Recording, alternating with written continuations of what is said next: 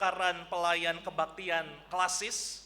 Salam saudara-saudara dari Majelis Jemaat dan Jemaat GKI Karanglewas untuk Majelis Jemaat dan Jemaat GKI Bumi Ayu. Nah saudara-saudara, suatu ketika di tahun 1813, di tengah keterbatasan ekonomi ada seorang pria bernama Ang Bun Sui. Ia memulai langkah hidupnya sebagai seorang pedagang kelontong keliling. Jadi Ang Bun Sui ini menjajakan dagangannya keliling menggunakan dua keranjang yang dipikul itu. Ang Bun Sui, saudara-saudara, berjalan kaki menyusuri jalanan, kemudian ia menawarkan barang dagangannya dari rumah ke rumah. Dan saudara-saudara, ini sesuatu yang menghasilkan kesuksesan luar biasa. Karena usaha dan jerih lelahnya itu, ia menjadi pedagang yang sukses. Ia menjadi pedagang yang bisa membeli rumah, ia menjadi pedagang yang bisa punya aset, bisa punya tabungan, dan lain sebagainya, saudara-saudara. Nah, saudara, ia juga, Ang Bun Sui ini, adalah seorang penganut agama Konghucu yang sangat-sangat taat. Ia memegang teguh tradisi leluhurnya. Saudara, tapi yang jadi masalah adalah di tengah keberadaannya, di tengah kemapanannya, dia merasakan kekosongan batin dan seringkali dia mengalami kesesakan batin, hampa rasanya. Aku punya segalanya, aku bisa segalanya, tapi rasanya hidupku kok hampa ya. Saudara, hatinya itu didera kegelisahan. Ia terus bertanya-tanya, kenapa di tengah semua kecukupan ini, rasanya kok saya nggak damai? Rasanya kok nggak ada damai sejahtera sama sekali? Lalu dia juga bertanya, untuk apa semua ini kalau di ujung nanti saya mati? Dan saya akan kembali ke tanah, untuk apa? Saudara, singkat cerita, ia menemukan jawabannya secara tidak disengaja. Jawaban itu datang melalui sebuah pertemuan yang tidak disengaja. Suatu hari, saudara-saudara, ia melihat seseorang yang sedang asik membaca buku berbentuk kitab, dan rasa ingin tahu itu membawa Ang Bun Sui itu mendekat pada orang yang sedang membaca kitab ini, saudara-saudara. Lalu setelah berbincang-bincang, ia baru tahu bahwa kitab itu adalah Alkitab. Lalu sang pemilik Alkitab itu kemudian menyerahkan Alkitab itu pada Ang Bun Sui. Ia merelakan Alkitabnya untuk diberikan pada Ang Bun Sui, dan Ang Bun Sui silakan baca di rumah isi dari kitab ini. Saudara, ketika membaca Alkitab di rumah, ia merasakan tuntunan Roh Kudus yang luar biasa. Di sana ia menjadi semakin tahu siapa Yesus Kristus. Siapa sosok yang ia yakini sebagai sumber kedamaian yang sejati. Ia melihat bahwa ada sosok yang beda, yang ia kenal. Namanya Yesus. Dan dia beranggapan ini emas murni. Ini harta yang sesungguhnya. Dari segala harta yang aku miliki, ini harta yang sejati, yang nilainya melampaui kekayaan dunia dan menjaminnya sampai pada kekekalan setelah kematian. Saudara, iman yang baru itu menuntut Ang Bun Sui untuk punya keberanian melepaskan zona nyamannya, saudara-saudara. Ia harus melepaskan tradisi lamanya sebagai seorang Konghucu. Ia harus benar-benar melepaskan segala sesuatunya yang sudah mengakar kuat dari identitasnya selama ini. Dan Ang Bun Sui bertekad memutuskan untuk membaptiskan dirinya, untuk dibaptis bersama dengan seluruh anggota keluarganya berjumlah 12 orang. Saudara, ketika hati dilimpahi dengan Roh Kudus, biasanya seseorang itu tidak mau diam dan pasif. Pasti hati itu akan menggerakkan pikiran dan seluruh tubuhnya untuk menceritakan kasihnya yang luar biasa. Kasih Roh Kudus yang luar biasa. Sehingga apa yang Ang Bun Sui lakukan? Ia mengundang teman-temannya, termasuk dari Tiongkok sana, untuk datang ke Indonesia, tetangga-tetangganya untuk datang ke rumahnya, untuk minum teh.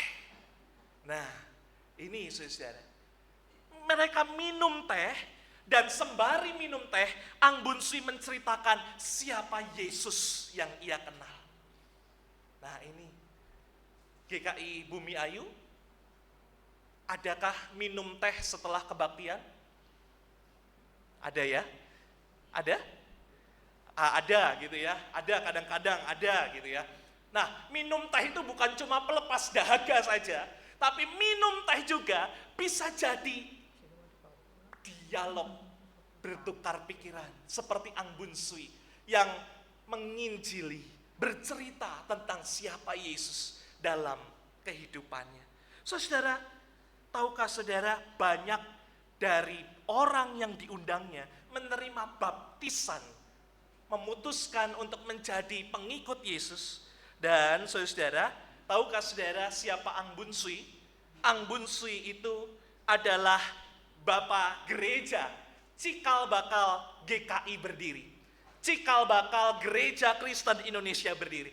Ia adalah jemaat pertama DKI.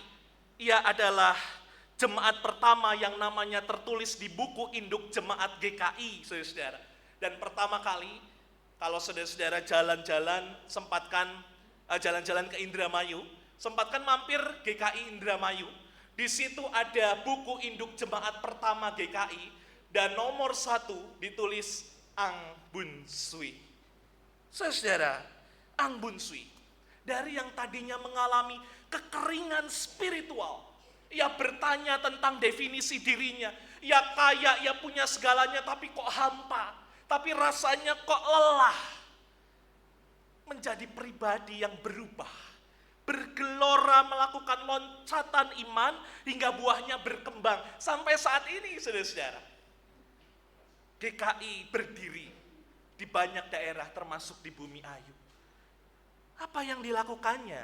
Mengingatkan kita pada seorang perempuan Samaria yang berjumpa dengan Kristus. Bacaan kita hari ini, saudara. Kristus sang air hidup itu. Yohanes 4 ayat 39 kita baca ya sama-sama, saudara. 2, 3. Dan banyak orang Samaria dari kota itu telah menjadi percaya kepadanya karena perkataan perempuan itu yang bersaksi, ia mengatakan kepadaku segala sesuatu yang telah kuperbuat. Saudara, karena loncatan iman perempuan Samaria ini, maka banyak orang Samaria yang akhirnya percaya pada Yesus, saudara-saudara. Tapi pertanyaannya kemudian, ini aneh. Bagaimana bisa perempuan Samaria ini mendapatkan kepercayaan orang banyak, sedangkan jelas ia dikucilkan oleh penduduk Samaria sendiri.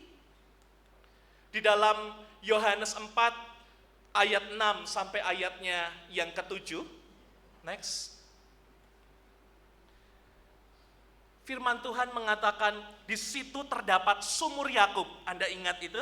Yesus sangat letih oleh perjalanan. Karena itu ia duduk di pinggir sumur itu. Hari kira-kira pukul 12 siang. Maka datanglah seorang perempuan Samaria hendak menimba air. Saudara, walaupun teks kita tidak bicara soal perempuan Samaria yang dikucilkan, tetapi secara tidak langsung dari teks-teks ini kita jadi tahu. Ternyata banyak orang menyudutkan perempuan Samaria ini. Saudara, yang pertama, orang-orang tidak pernah menimba air siang bolong. Orang-orang Samaria tidak pernah datang ke sumur jam 12 siang bolong untuk mengambil air. Biasanya sore hari, saudara. Dan biasanya gerombolan. Jadi nggak sendiri-sendiri. Apa artinya? Artinya perempuan Samaria ini mencuri-curi waktu agar tidak berjumpa dengan banyak orang. Jangan sampai aku ketemu rombongan, jangan sampai aku ketemu banyak orang. Kenapa? Karena latar belakang kehidupan pribadinya yang tidak bisa ia banggakan di depan banyak orang. Bahkan disinyalir, saudara, ia sudah lama dipandang sebelah mata oleh masyarakat Samaria sebagai perempuan yang bermasalah. Perempuan yang sangat-sangat punya masalah dan rasanya harus dijauhi oleh komunitas. Apa sih latar belakang kehidupan pribadinya, saudara? Bagaimana latar belakang kehidupan pribadinya? Saudara, budaya Samaria itu menuntut setiap keluarga untuk punya keturunan. Tidak bisa tidak. Budaya Samaria, kejamnya budaya Samaria, saudara, menuntut setiap keluarga untuk punya keturunan. Dan yang jadi soal adalah saat itu, perempuan ini, Samaria ini, tidak menghasilkan keturunan. Atau belum menghasilkan keturunan. Nah, karena sangat kuat budaya patriarki, budaya di mana saat itu laki-laki itu first class. Lalu, maaf saudara, tapi budaya saat itu, budaya Samaria menempatkan laki-laki lebih tinggi dibandingkan perempuan, sehingga walaupun laki-laki yang salah, itu tidak berlaku. Semuanya tertuju pada perempuan, sehingga disalahkanlah. Perempuan ini sangat-sangat mungkin dianggap menjadi penyebab mengapa tidak memiliki keturunan. Ia dituntut untuk ini, untuk itu, tapi tidak bisa. Akhirnya suaminya pergi, meninggalkannya, saudara-saudara, dan mencari perempuan lain. Tapi yang jadi soal selanjutnya, ia ditinggalkan begitu saja tanpa surat cerai yang sah. Sehingga, saudara, perempuan Samaria itu tidak mendapatkan surat cerai. Ketika ia hidup bersama dengan laki-laki yang lain, kedua, ketiga, keempat, dan kelima, status pernikahannya dianggap tidak resmi oleh tradisi Samaria. Jadi bayangkan, saudara, betapa kompleksnya pergumulan perempuan Samaria ini. Perempuan Samaria ini mengalami kekeringan spiritual. Hatinya kering sekali. Sudah dituntut ini itu, sudah dipandang negatif, sudah tidak mendapatkan apapun. Dia penat sekali. Bayangkan kita jadi perempuan Samaria, lelah sekali, saudara. Tidak ada yang respect padanya. Saudara, kita pun bisa sama sepertinya. Kita bisa saja sama seperti perempuan Samaria. Kita sebagai manusia selama kita hidup, tentu banyak tuntutan dari banyak orang. Orang hanya bisa menuntut tanpa mau mendengarkan. Apalagi menerima kita. Bisa saja toh saudara-saudara. Kita dituntut ini dan itu. Belum lagi ada masalah di rumah. Belum lagi ada masalah di tempat usaha. Belum lagi ada masalah di gereja. Saudara, itu membuat hati kita kering. Begitu rupa. Saya dan saudara, kita pernah mengalami kekeringan batin. Mungkin kita masih bisa tersenyum di depan orang. Mungkin kita masih bisa hahaha di depan orang. Tapi ketika kita sendiri, kita menangis. Rasanya kita lelah. Rasanya kita udah coba berbagai cara tapi rasanya hambar. Saudara, dalam situasi ini firman Tuhan ingin mengatakan, tetaplah aktif menyuarakan keresahan kita padanya. Tetaplah aktif menyuarakan kekeringan kita padanya. Seperti perempuan Samaria tadi. Hatinya kering, tapi ia tidak berhenti berdialog pada Kristus. Ia tidak berhenti curhat pada Kristus. Ia tidak berhenti menyampaikan kekeringan hatinya pada Yesus. Begitu juga harusnya kita, saudara. Kita seringkali bermasalah dalam batin kita. Harusnya kita bawa terus masalah kita. Gugatlah, sampaikanlah, marahlah, it's okay, gak masalah. Tetaplah aktif untuk bersuara pada Kristus. Terbukalah seperti perempuan Samaria ini. Saudara, ada banyak tafsir mengatakan, oh perempuan Samaria ini jelek, perempuan Samaria ini buruk, perempuan Samaria ini berdosa. Tapi kalau kita lihat sisi positifnya, perempuan Samaria ini selalu berdialog dengan Allah. Selalu berdialog dengan Yesus yang menyampaikan keluh kesahnya. Luar biasa bukan? Ia seorang perempuan pejuang kehidupannya. Saudara, Yohanes 4 ayat 13 sampai 14 menjadi sinyal kepada kita bahwa Yesus itu selalu menjawab keresahan hati kita. Yesus itu selalu menjawab kekeringan hati kita. Yuk kita baca lagi saudara. Yohanes 4 ayat 13 sampai 14. 2, 3. Jawab Yesus kepadanya, barang siapa minum air ini, ia akan haus lagi. Tetapi barang siapa minum air yang akan kuberikan kepadanya, ia tidak akan haus untuk selama-lamanya. Sebaliknya, air yang akan kuberikan kepadanya akan menjadi mata air di dalam dirinya, yang terus-menerus memancar sampai kepada hidup yang kekal. Saudara, Yesus menawarkan air hidup. Ia terus memanggil, mencari perempuan itu, dan kemudian ia menawarkan air hidup. Barang siapa minum air hidup ini, ia tidak akan haus lagi sampai pada kehidupan yang kekal. Apa artinya saudara? Air hidup adalah kasih Kristus sendiri. Bahkan dia sendiri.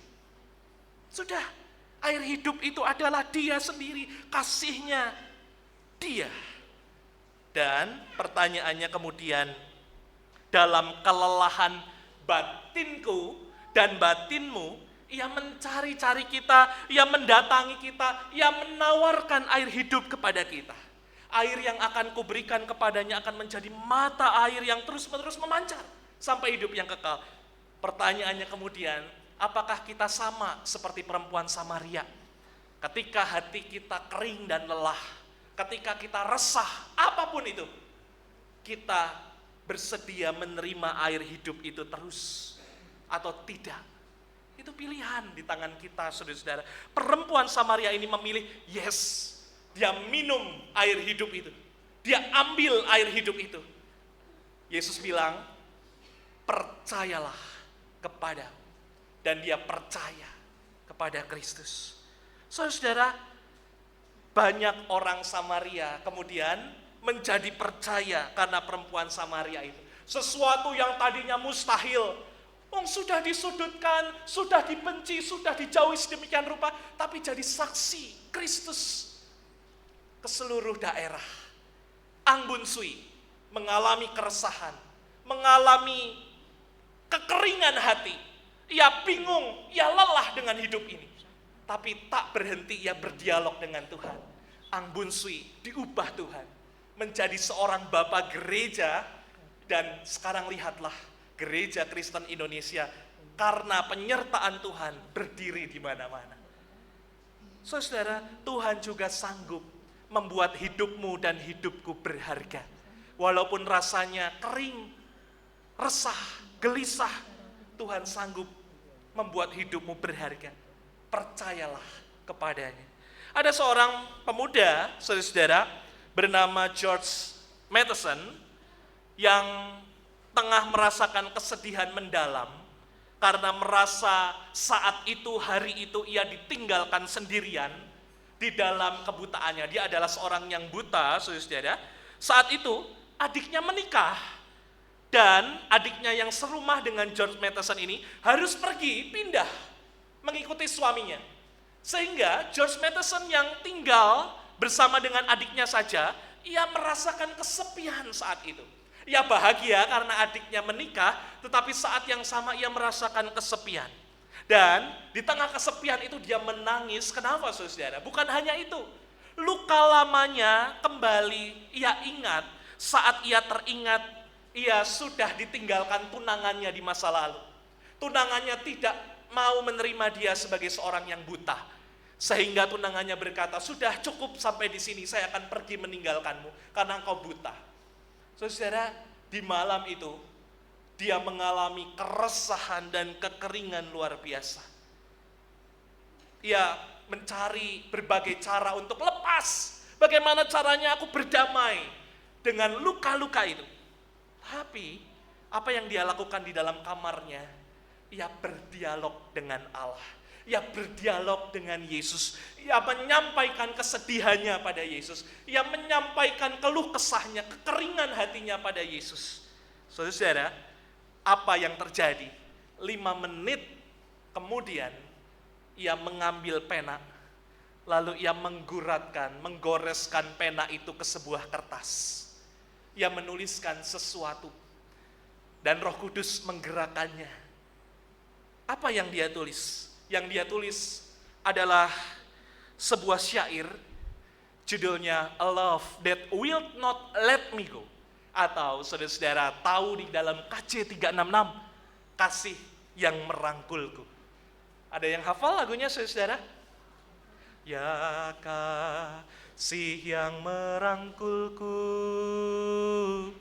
penghibur jiwa yang lelah, ku beri kembali hidupku, supaya dalam sumbermu bertambah murnilah. Ya cahaya yang terang benderang, penyuluh di jalan gelap, obor hatiku yang remang, hendak ku sulut padamu agar bertambah terang. Saudara, kalau saudara mengatakan, ayo kita mencari Kristus, ayo kita mencari Yesus, ingat saudara-saudara, Yesus sudah lebih dulu mencari-cari Anda. Yesus sudah lebih dulu memanggil-manggil Anda, yang selalu bahkan yang sering mengalami kekeringan hati. George Matheson, perempuan Samaria, Anggun Sui, pernah mengalami kekeringan spiritual. Hatinya kering, tapi Kristus tidak pernah diam. Dan begitu juga Kristus untuk saudara dan saya. Dia selalu mencari Anda. Dan saudara-saudara, Kristus ingin bersemayam di dalam hatimu. Kristus ingin bersemayam dalam hatimu itu. Apakah engkau mengizinkannya? Apakah engkau percaya kepadanya? Kalau engkau percaya kepadanya, niscaya hatimu berlimpah mata air dari yang kering. Tuhan ubahkan hatimu berlimpah mata air. Dan siap-siap engkau menjadi berkat dan kesaksian bagi sekitarmu. Tidak ada yang mustahil ketika Tuhan bekerja.